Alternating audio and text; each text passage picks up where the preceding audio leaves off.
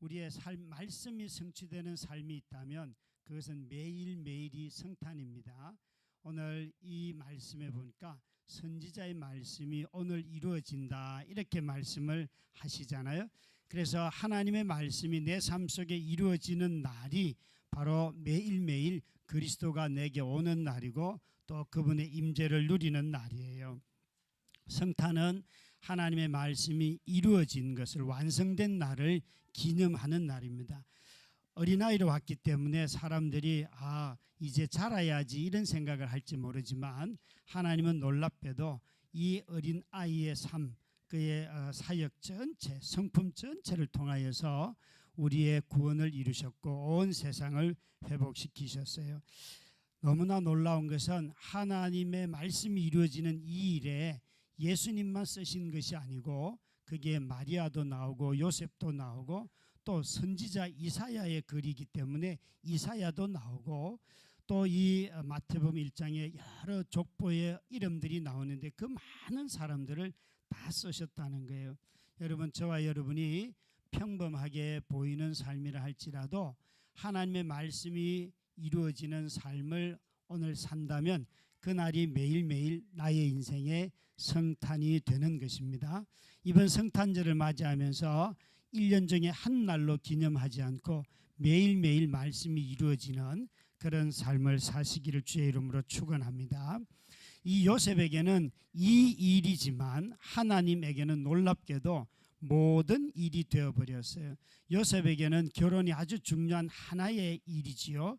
그런데 하나님은 이 하나의 일을, 요셉의 일을 통하여서 모든 사람을 위한 일로 바꾸어 주셨어요. 참 놀랍지 않습니까?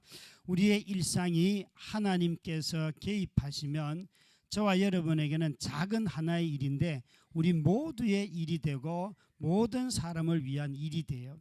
태초에 하나님께서 천지를 창조하실 때에 흑암의 권세가 가득했는데 그곳에 성령이 그 수면 위에 운행하셔서 세상이 창조되어서 우리가 살게 되었어요. 그런데 똑같이 이 예수님의 탄생에 보면 성령께서 역사하셔서 20절에 보니까 다윗의 자손 요셉아 내 아내 데려오기를 주저하지 말라. 그에게 잉태된 자는 성령으로 된 것이라.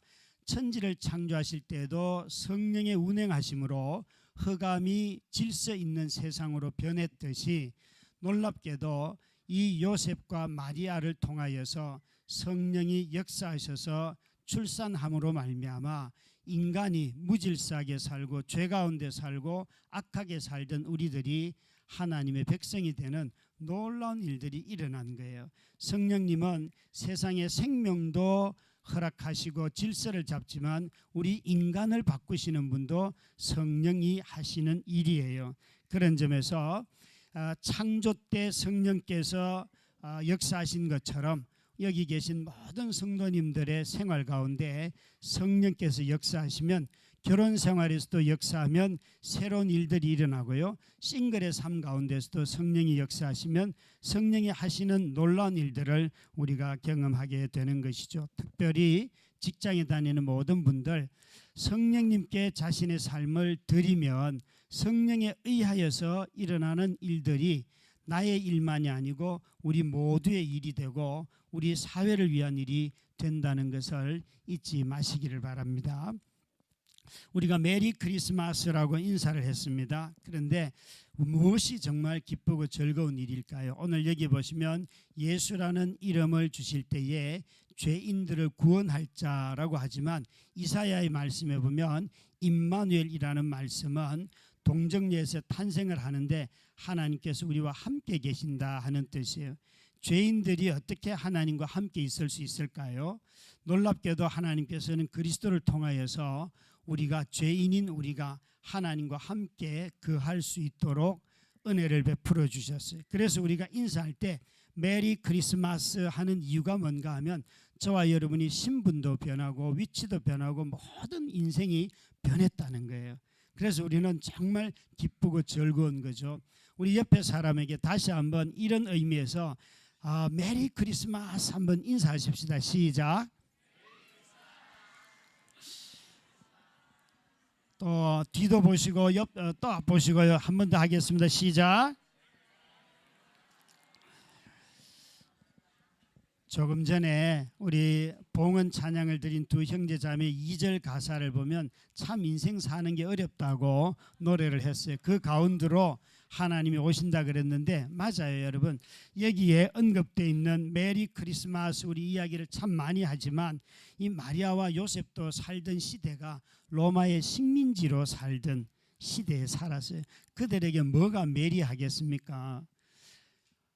자신들의 나라가 해방이 되고 또 자신의 삶이 좀 나아지고 그러면 얼마나 좋겠어요.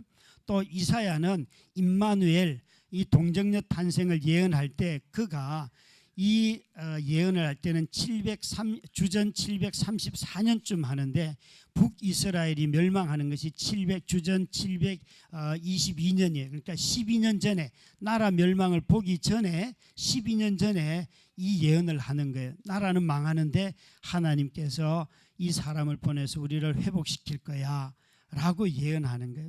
여러분, 우리의 삶이라고 하는 것은 돌아보면 다들 어렵고 힘든 게 참 많지만 하나님은 그런데 우리에게 이렇게 말씀하세요. 내가 너희와 함께한다 라고 하세요. 이 성탄은요, 우리에게는 참 어색함이 참 많아요. 왠가 하면 동정녀 탄생은 가능할까부터 시작해서 아니 여기 나오는 마리아와 요셉도 하나님이 그 기쁜 소식을 들려줄 때 어색해하고 일들을 없는 것처럼 꾸미려고 했잖아요. 그죠? 우리 모두가 다 하나님이 하시는 일을 처음부터 다 좋습니다. 내가 동의합니다. 이렇게 하는 분들은 별로 없는 것 같아요. 여러분, 이런 거 있잖아요. 주님이 당신을 받아들였습니다. 그래도 여전히 마음에 캥기는 게 참 많아요. 어느 누가 와서 주님이 나와 함께 하십니다. 이걸 많이 누리세요. 제가 죄인입니다. 이 얘기를 더 많이 하세요. 우리 모두는 다 보면 죄인입니다. 이야기를 더 많이 하지 주님과 내가 누린 것에 대한 이야기를 굉장히 적게 해요. C.S. 루이스라고 하는 작가가 이 본문을 가지고 이렇게 말을 한 게 있어요. 하나님께서 우리의 집을 지으시는데 사람들을 한번 집을 지을 때를 생각해 보라는 거예요. 내 집이기 때문에 집이 다 망가진 것을 이것저것을 고치겠구나라고 생각하고 있는데 놀라운 것은 집을 고치러 오신 분이 전혀 이것저것 보수를 하지 않고 다 그냥 걷어내는 거예요. 다 무너뜨리는 거예요. 다 뽑아버리는 거예요. 그래서 아니 왜 그렇게 하십니까? 도대체 뭘 하시려고 그러십니까? 이렇게 물으니까 나는 여기에 당신이 생각했던 것과 다른 집을 짓고 있는데 이렇게 말한다는 거예요. 여기 있는 곁채도 없애고 저기 있는 한 층을 더 내고 탑을 세우고 뜰을 만드는데 당신은 작고 깔끔한 오두막집이 될 것이라고 생각하겠지만 하나님은 여기에 궁전을 짓고 계십니다. 여러분, 하나님께서 죄인인 우리들 가운데 오셔서 당신의 궁전을 짓는 것이 바로 성탄이에요. 오늘 여러분 다 왕궁에서 지금 우리가 잔치하는 거예요. 모든 세대가 다. 그래서 주님이 오시고 난 뒤에 죄인인 것 우리가 알지요. 그런데 놀라운 것은 그리스도로 말미암아 우리가 하나님의 백성이 되었고 그의 자녀로서 왕궁에 들어가는 그 놀라운 기쁨을 이렇게 기뻐하고 축하하며 메리 크리스마스 하는 거예요.